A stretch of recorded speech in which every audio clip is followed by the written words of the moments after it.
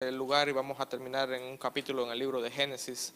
Y siempre me he dado cuenta, siempre en los estudios que estoy realizando, toda la palabra del Señor se amarra siempre en el principio, se amarra siempre en la creación, se amarra siempre en lo que Dios hace desde el comienzo.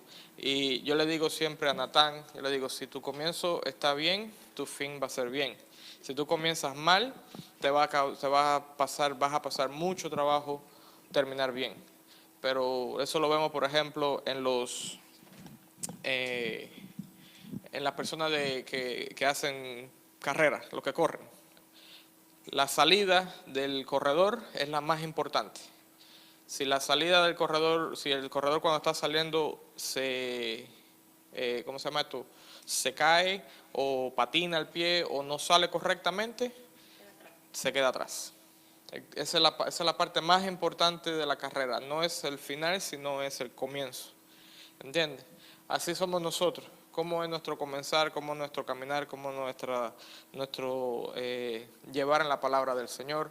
Las cosas que nosotros empezamos a hacer, las tenemos que empezar a hacer correctamente, las empezamos a hacer bien. Y así en el libro de Génesis el Señor empezó a hacerlo todo correctamente. Lo que pasó fue que el hombre empezó a hacerlo todo incorrectamente. Y entonces ahí fue donde caímos o donde hemos caído en el resto de la historia que nos conocemos. Bueno, la clase que corresponde al día de hoy es Juan 6. Pero no vamos a tener no vamos a hablar mucho del capítulo de Juan 6 porque tenemos el día de los bautismos, se sabe ya. Pero quería hacer unos énfasis pequeños en esta clase para así dar tiempo a los hermanos que se van a bautizar cuando lleguen, que el pastor pueda hablar con ellos. Juan capítulo 6 vamos a leer del versículo 1 hacia el versículo 15. Juan 6, del 1 al 15. ¿Se acuerdan en la clase del miércoles antepasado? ¿Verdad? O sí, el miércoles antepasado, que yo di el estudio que hablamos en Marcos 6, que es una coincidencia. Juan 6 con Marcos 6 son en la misma cosa, hablan exactamente de la misma cosa. Y es el milagro de los panes y los peces, la alimentación a los 5,000. Eso es lo que vamos a estar leyendo. Juan 6, ¿ya lo tenemos? Amén. Dice la palabra del Señor. Después de esto, Jesús fue al otro lado del mar de Galilea, el de Tiberias, y le seguía gran multitud porque veían las señales que hacía en los enfermos. Entonces subió Jesús a un monte y se sentó allí con sus discípulos. Y estaba cerca la Pascua, la fiesta de los judíos. Cuando alzó Jesús los ojos y vio que había venido a él gran multitud, dijo a Felipe: ¿de dónde compraremos pan para que coman estos? Pero esto decía para probarles. Jesús, porque él sabía lo que había de hacer. Felipe le respondió: 200 denarios de pan no bastarían para que cada uno de ellos tomase un poco. Uno de sus discípulos, Andrés, hermano de Simón Pedro, dijo: aquí está un muchacho que tiene 5 panes de cebada y 2 pececillos. Mas, ¿qué es esto para tantos? Entonces Jesús dijo: haced recostar a la gente. Y había mucha hierba en aquel lugar, y se recostaron como en número de 5,000 varones. Y tomó Jesús aquellos panes, y habiendo dado gracias, los repartió entre los discípulos, y los discípulos entre los que estaban recostados. Asimismo de los peces, cuanto querían. Y cuando se hubieron saciado, dijo a sus discípulos: recoged los pedazos que sobraron, para que no se pierda nada. Recogieron pues y llenaron 12 cestas de pedazos que de los 5 panes de cebada sobraron a los que habían comido. Aquellos hombres entonces, viendo la señal que Jesús había hecho, dijeron: este verdaderamente es el profeta que había de venir al mundo. Pero entendiendo Jesús que iban a venir para apoderarse de él y hacerle rey, volvió a retirarse al monte él solo. Luego vemos las otras narraciones acerca de Jesucristo habla sobre el mar, la gente sigue buscando a Jesús, y más adelante vamos a ver la declaración de parte de Jesucristo que dice que Él es, ¿quién? El pan de vida. Jesucristo el pan de vida. Él le estaba diciendo a los discípulos cuando lo vimos en Marcos, dice: Moisés, es cierto, Moisés no lo alimentó a ustedes, sino Dios desde el cielo mandó el pan. He aquí nuevamente, Dios vuelve a hacer la cosa. Él se muestra como aquel maná que descendió del cielo en los tiempos de la liberación de la esclavitud. Siempre se ven los, ¿cómo se llama esto? Siempre se ven los contrastes, siempre se ven las similitudes de Jesucristo con lo que pasó en el Antiguo Testamento. La misma cosa, Dios vino Él y mandó a alguien para que sacara al pueblo de la esclavitud, y a través de ese alguien proveyó alimento, proveyó palabra, proveyó todas sanidades, proveyó protección, todas esas cosas. Cuando Jesucristo vino a hacer exactamente la misma cosa, e incluso declara ese mundo más grande que Moisés está aquí, ¿entiendes? Se lo hablaba. Ahora, ¿qué es lo que es la primera cosa que nosotros entendemos cuando vemos esto? Algo muy importante, ¿ok? ¿Cuál es el propósito del milagro de la alimentación de a los 5,000? Si le prestamos atención a las palabras, vemos que este es el único milagro el cual se repite en los 4 evangelios. La alimentación a los 5,000 está en los 4 evangelios. Acuérdense que hay milagros, que hay narraciones que nada más aparecen en cada evangelio por sí solo, pero la de los 5,000 aparece en los 4 evangelios. O sea, aparece en los 4 evangelios porque tuvo un impacto muy grande. Tuvo un impacto fuerte, no solamente en el pueblo, sino también en los discípulos, para que los 4 evangelistas hablaran del mismo tema. ¿Entiendes? Ahora, ¿cuál fue el propósito de este milagro? Otro dato curioso del milagro este. Este es el único milagro que Jesucristo hace a una multitud, dice. Es un milagro que fue realizado en presencia de muchos testigos y muchos fueron beneficiados por el milagro. ¿Entiendes? Los otros milagros que Jesucristo hacía siempre eran milagros que se hacían personales. Entonces, eran milagros personales y muchas veces esos milagros personales mucha gente no lo sabía. Pero esto fue un milagro público, un milagro grande, de gran tamaño. Ahora, imagínense ustedes que de momento así venga el Señor Jesucristo, alimenta a 5,000 personas y dice que contando simplemente a los hombres, esto sin contar a las mujeres y a los niños. 5,000 familias vamos a poner en este caso. Vamos a decir que cada hombre tenía su mujer y cada mujer tenía su hijo. Tenían 5,000 familias alimentadas en un momento así. Eso fue, si nosotros para alimentar, yo me imagino eso, digo, si para el hermano Rubén, alimentar cuántas personas un sábado, como 250 personas más o menos, ¿verdad? Fíjense el trabajo y todo lo que tiene que haber para que llegue a hacer esa mañana nada más. ¿Qué tiempo no podemos nosotros pensar que se demoraron los discípulos en repartirle alimento a 5,000 personas? Eso fue un milagro fuerte. Y nada más de ver la magnitud de la cantidad de comida. Que, imagínate, yo he visto la cantidad de alimentos que Rubén prepara, hermano Rubén prepara para estos hombres, y es bastante. Y tú te quedas así, wow, imagínate ahora 5,000 personas. 5,000 hombres, sí, 5,000 familias, vaya, vamos a decir, 5,000 familias. Es bien intenso, es un milagro bien fuerte. Y todo eso sale de parte de Jesucristo. Ahora, hay algo muy interesante. Yo me puse a pensar, digo, ¿por qué el Señor mandó a sentar a las personas? Cuando tú mandas a sentar a las personas según la cultura de ellos, cuando tú mandas a la gente que se sienten, la gente tenía hambre, se sabía porque se dice en eso, ya estaban hablando, oye, hace falta comida.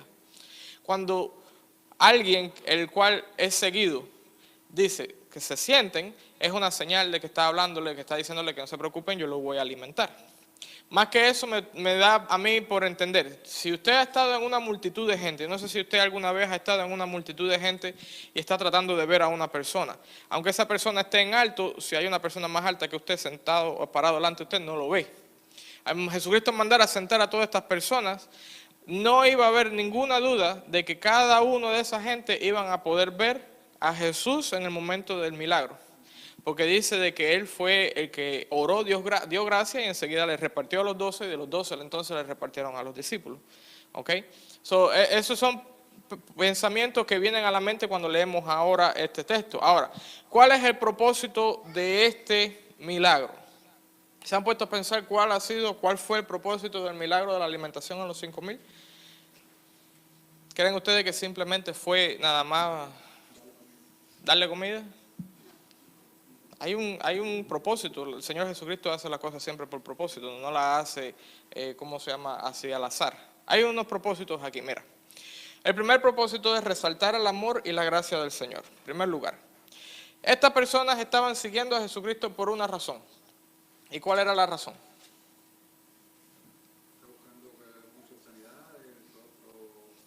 Estaban buscando su propio, la resolución de sus propios problemas. Porque hasta aquí ya habían visto los milagros anteriores que Jesucristo había hecho. Ahora, se estaban acercando a Jesucristo por su propia, conveniencia. Pero eso nos enseña de que Jesús no rechaza a nadie. Sea cual sea el propósito que la persona se acerque a Dios, se acerque a Jesucristo, Dios siempre va a tener gracia para con esa persona. Siempre va a mostrarle amor a esa persona. Incluso lo vemos en un momento en el cual Jesucristo fue torturado para ir a la cruz. Se explica de que le golpeaban, e incluso se burlaban de él, le vendaron los ojos, dice, y le golpeaban y le decía, a ver, di quién fue que te golpeó. Entonces, imagínate tú que tú estuvieras en ese momento, en esa posición, ¿cuál sería tu reacción? Yo te digo que mi reacción no sería la más agradable, ni la más bonita, pero el amor y la gracia de Jesucristo son tan grandes, son tan inexplicables, que lo llevó a él, aún así de haber sido vituperiado, la misma persona que lo estaba golpeando tenía también la oportunidad de recibir el perdón de parte de Jesucristo. En ese momento también. Ahora, en primer lugar, resalta el amor y la gracia del Señor. Y hay un contraste con la ingratitud humana. Vamos a ver Juan, el capítulo 6, versículo 66, y vamos a leer lo que dice ahí. En el mismo capítulo 6, buscamos el versículo 66.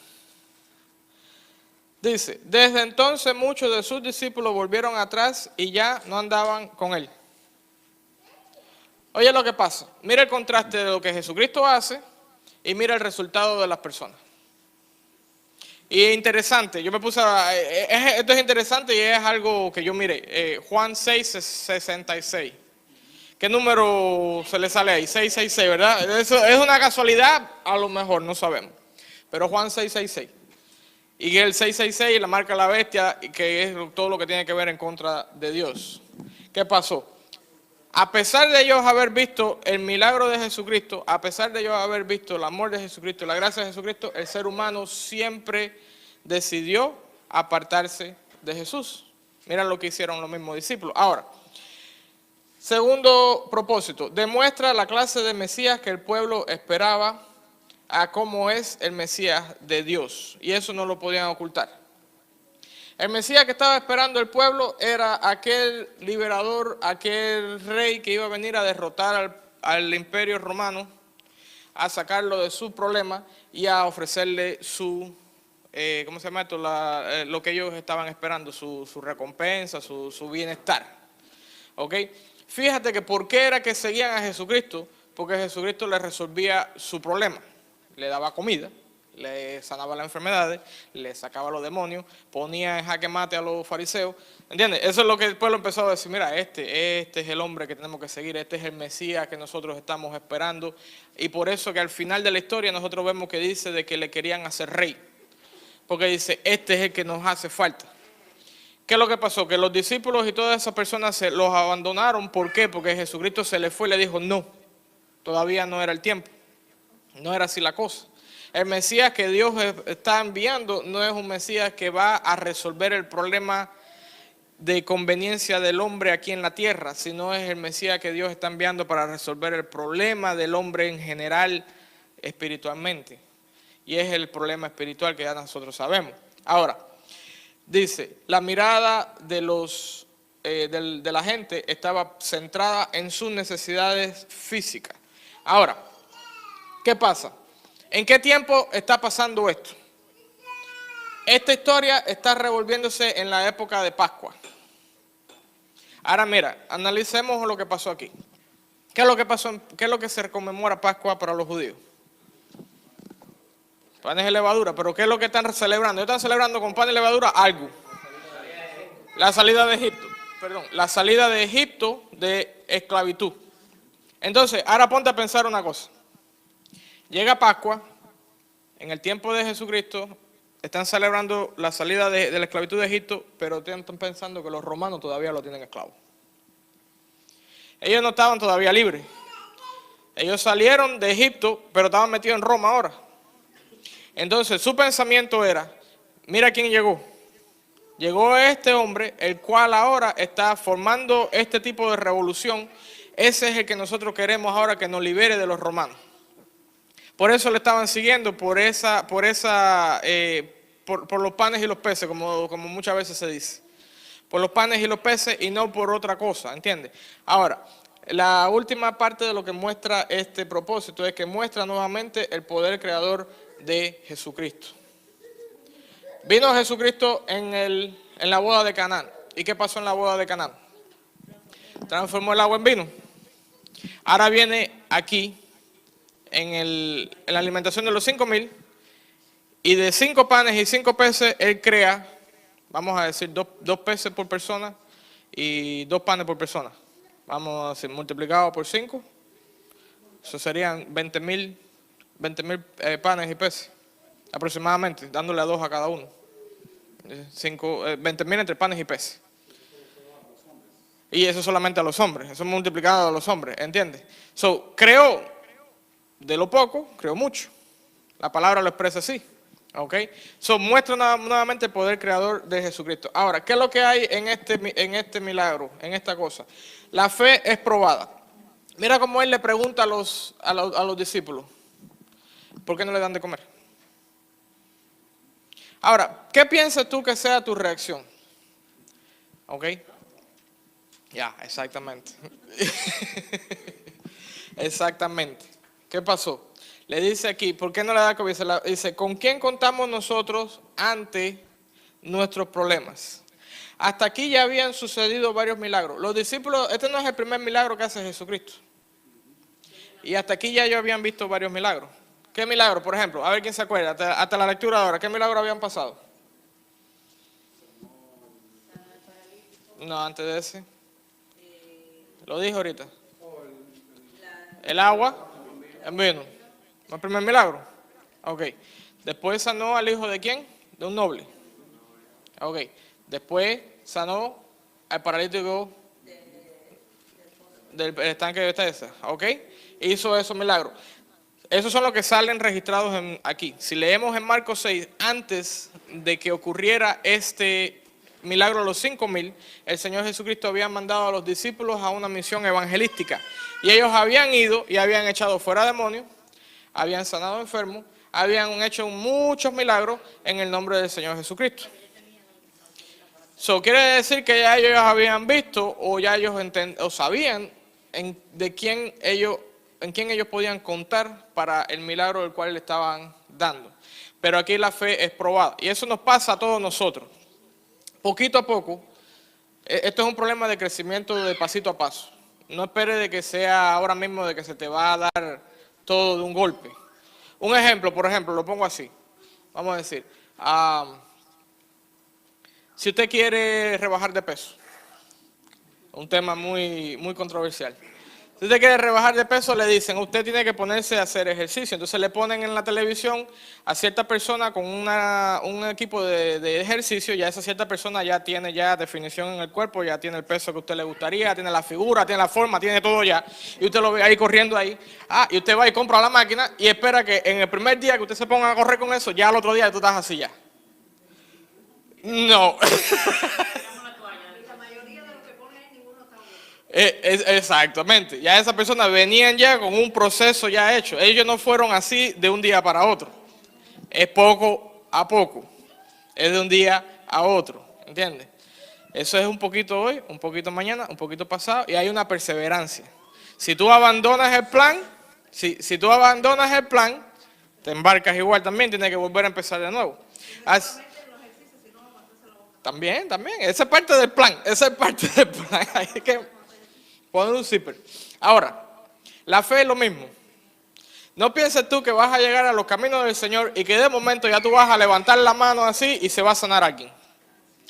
No pienses tú que vas a llegar a los caminos del Señor y que de momento vas a hacer una oración y se va a convertir en una persona o se te va a lograr el deseo que tú quieras. No es así. Poco a poco tú tienes que ir trabajando esa fe y esa fe se te va a ser probada. Va a ser probada y va a ser probada. ¿Por qué? Porque cuando se te prueba la fe, entonces Dios te da un poquitico más de autoridad. Si no pasas eso, Dios no te va a dar ninguna autoridad. Tienes que pasar la prueba. Por eso que son las pruebas para el cristiano, para ver a dónde estamos espiritualmente. Ahora, si tú vives siempre con 0 en la fe, olvídate que vas a vivir derrotado la vida entera. Cuando se te presente la próxima prueba, no vas a pasar.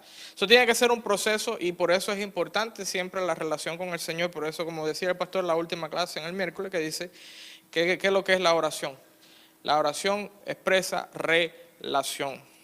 Mientras más relación tú tengas con el Padre, ¿entiendes?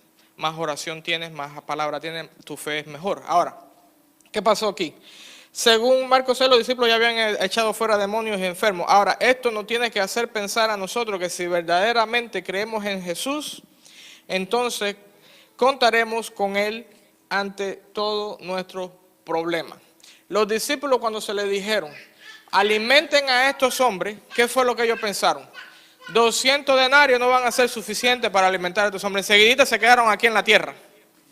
Ellos no fueron capaces de decir, bueno, Señor, ok, Señor Jesucristo, lo podemos alimentar porque tú nos estás mandando. Dinos qué hacer. Ya.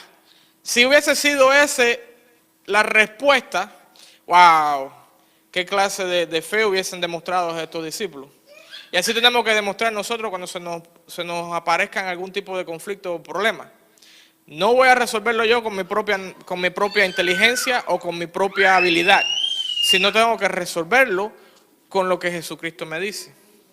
¿Entiendes? Así es como resolvemos nosotros nuestros problemas. Comentándole, preguntándole al Señor qué es lo que hay que hacer. Amén. Ahora, ¿qué es lo que pasa con esto? Aquí es donde quería llegar y ya 5 minutos ya porque ya 5 minutos. ¿Sí? Aquí es donde quería llegar. Antes que te me vayas, Sammy. ¿Qué pasa? Todo esto, sí, todos tenemos que irnos, ¿verdad, Sammy? Todos tenemos que ir, sí. ¿Qué es lo que pasa con esto? Lo que encontramos es los resultados de la desobediencia, los resultados de la lejanía del Padre que el hombre se ha buscado. La falta de fe, la falta de consagración, la falta de búsqueda del Señor, desafortunadamente es un resultado de la desobediencia que empezó desde el huerto de Adán. El enemigo es bien astuto y nos da a nosotros facilidades para alejarnos del Padre siempre. Y esos son en los pensamientos terrenales, en los pensamientos de aquí, de esta tierra. ¿Qué pasó en la historia de Génesis? ¿Cuál fue el primer pecado? ¿Todo el mundo conoce cuál fue el primer pecado? La desobediencia del hombre. No vamos a decir de Eva nada más, vamos a decir el hombre. Porque el hombre también se comió la manzana. La desobediencia del hombre. Dios le dijo, no hagas esto, y el hombre lo hace. Pero ¿cuál fue el primer resultado de ese pecado? ¿Qué fue lo que pasó inmediatamente después que desobedecieron? Tuvieron vergüenza. Vamos a buscarlo.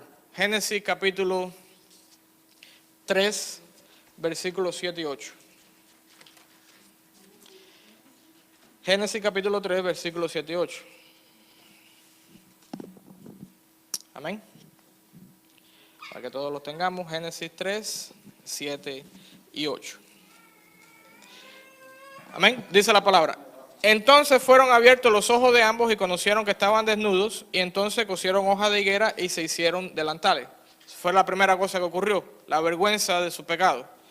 Inmediatamente dice, y oyeron la voz de Jehová, Dios, que se paseaba en el huerto al aire del día, y el hombre y su mujer se escondieron de la presencia de Jehová entre los árboles del huerto. El pecado llevó al hombre a esconderse de Dios.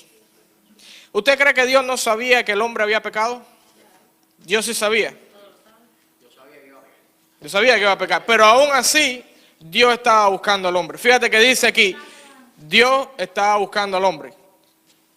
El hombre es el que se esconde de Dios.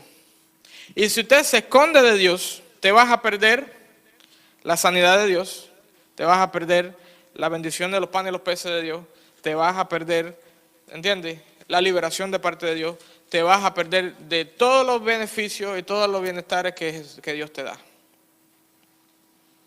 ¿Lo creen o no lo creen? Cuando nos escondemos de Dios, esto es lo que pasó. Si Adán y Eva no se hubiesen escondido de Dios, vamos a decir que ellos hubiesen dicho, ok, está bien, nos da pena el pecado, se hicieron la ropa que se hicieron, pero se le presentaron a Dios. ¿Usted cree que Dios lo hubiese rechazado? No, porque nuestro Dios es un Dios bueno, un Dios de amor, un Dios de misericordia. Él le hubiese dicho, ok, pecaron, pero le voy a dar la oportunidad para que se arrepientan y para que vuelvan a entrar de nuevo en lo que Dios le había hecho. Pero lo que nos pasa a nosotros es todas las cosas que nos están ocurriendo aquí en esta tierra hoy en día, consecuencia del pecado, aún así nos van alejando y nos van alejando más y más y más. Esto es una lucha que tenemos nosotros los cristianos contra el mundo y contra el pecado constantemente. Y es como el salmón cuando está subiendo río arriba. Ustedes saben ese pez, ¿verdad? ¿Ustedes saben la historia del salmón? El salmón sube en contra de la corriente. Él nada en contra de la corriente para multiplicarse, para poner huevos. Vaya. Ellos después que nacen regresan al mar, pero una vez que ellos van a fertilizar otra vez, suben en contra de la corriente y es una lucha constante, una lucha constante. Así es la vida del cristiano. Nosotros vamos en contra de lo que el mundo nos tira. Pero si nos escondemos de Dios, no vamos a llegar nunca a donde Dios quiere que estemos y nos vamos a quedar siempre ahí abajo, como le pasó a estos discípulos que se les probó su fe y ellos, ¿qué pasó con ellos? Fallaron. La exhortación de este día, ya se nos acaba el tiempo, es a que no dejes que el mundo te haga esconderte de Dios. Preséntate siempre delante de la presencia de Dios continuamente, constantemente. Y tú vas a ver los resultados y te lo digo por experiencia propia. Yo te lo digo por mi propia vida, te lo puedo decir. Yo he visto la mano del Señor. Por ejemplo, una cosa que no es que le vaya a tirar a nadie en la cabeza con esto, porque ese no es el propósito, pero es un testimonio mío personal. Cuando yo tuve una confrontación con el problema del diezmo en mi vida, decía, yo no voy a dar el diezmo porque yo tengo que dar el diezmo, porque yo no estaba contento cuando yo estaba dando el diezmo y 20,000 otras cosas que yo podía decir en mi corazón, en mi mente acerca del diezmo. Pero yo dije, ¿tú sabes qué? La palabra del Señor nos habla que tenemos que obedecerla, vamos a obedecerla. Yo empecé a diezmar. ¿Qué fue lo que me pasó? El Señor me multiplicó el trabajo. No fue que se me subió más la cantidad de hora laboral, sino que se me subió el precio de mi hora laboral. Y empecé a ganar más dinero. Y después yo dije, bueno, vamos a seguir haciéndolo. Y hasta el día de hoy yo he visto la mano de Dios con eso. Mi esposa a veces siempre me dice, no, porque el diezmo, yo le hago juego y le digo 20 cosas, pero al final se hace. Y cada vez que yo dejé de diezmar, porque fue un tiempo que dejé de diezmar, yo en ese tiempo fue un tiempo de sequedad. Y decía, pero ¿cómo es posible? Bueno, la obediencia a la palabra del Señor, ¿entiendes? Él todo lo que hace falta. No esconderse de Dios. No creas que se te va a acabar, Dios se va a ocupar de multiplicártelo. Eso es una cosa, eso es algo pequeño. Hay otras cosas más personales en mi vida que tendríamos que buscar más tiempo para contarlas. Pero bueno, que el Señor ha hecho y ha sido por el acercamiento a Dios. Y mientras más te acerca, más Dios te bendice. Amén. Señor, te bendecimos, te damos gloria, te damos honra.